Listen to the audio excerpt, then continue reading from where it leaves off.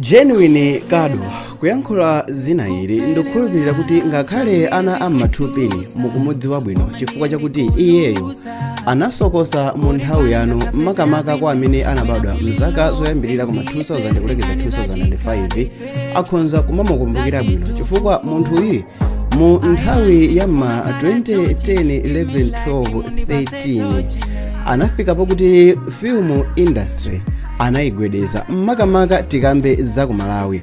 Kunatuluka mu nthawi imeneyo mafilimu ngati Anthu Osana, mafilimu ngati Muzionesesa, mafilimu ochuluka amene iyeyo anagwedeza nawo dziko la Malawi.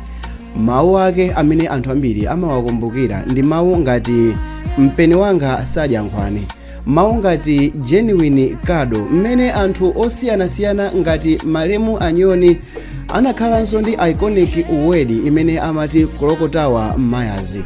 Iyeyo m'mafilimu ake ankapanga kwambiri zokhwima zamasenga komanso ufiti ya mawu ndosiyana ndasiyanisaso dala sikuti muziyankhula kuti chonse ndi chimodzi. Mafilimu a iyeyi mu nthawi yake anali mafilimu abwino chifukwa mu nthawi imeneyo mafilimu amene ankaoneredwa anali mafilimu monga Ndaziona, Gete Lesoni ndi mafilimu ena.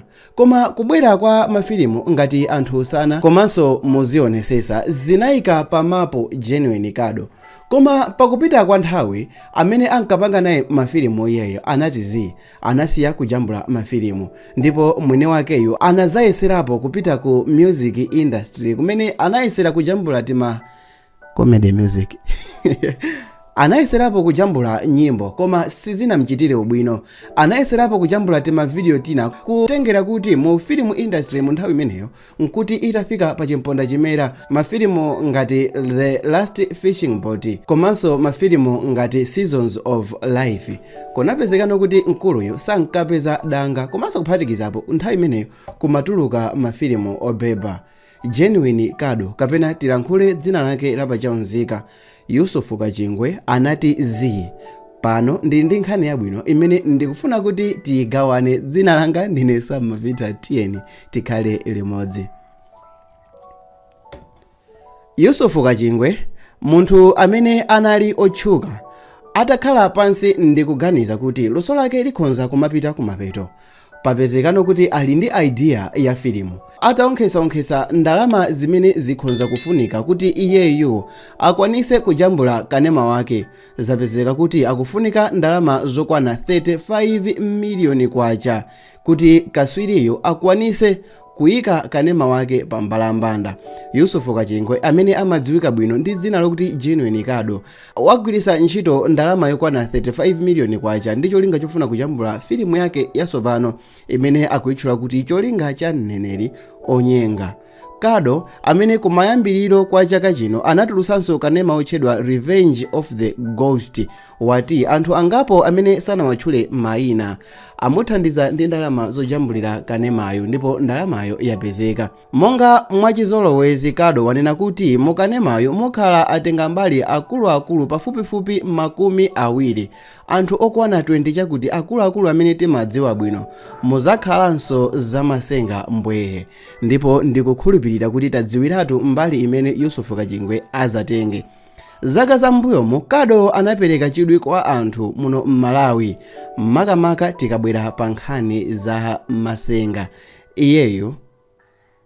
Iyeyo anatchuka kwambiri ndi mafilimu monga Magwiragwira, Anthu Osana komanso Muzionesesa. Anazatulusapo filimu imene inatchuka kwambiri, filimu ya Jakalanda imene anajambula ndi a Jakalanda imene anatulusa limodzi ndi Mr. Jokes. Genuine Kado ndi mmodzi mwa anthu amene anabadwa ndi luso amene luso lawo sitingalikane. Koma mwinafunso ndikumati panopa ndiye kwabweratu amasewero ochuluka, anthu ngati Pwedo, anthu amene taona ngati Njaliwa, anthu ochuluka osiyanasiyana abwino. Kodi Kado aziguliranso malo kawiri? Kodi mafani amene ankamugomera nthawi ija mu nthawi ino amusiriranso? Kodi luso lake lija libweranso pa mbalambanda kuti iyeyi ndikukhala star ku mafilimu? Mu nthawi yathu ana amathupini ndifuna ndikuwuzeni Kado anali icon. Tinkathawira ku sukulu tikamva kuti filimu ya nyuwani yatuluka ija yafika pa trading yakwathu ndipo anthu mafilimu akuonera.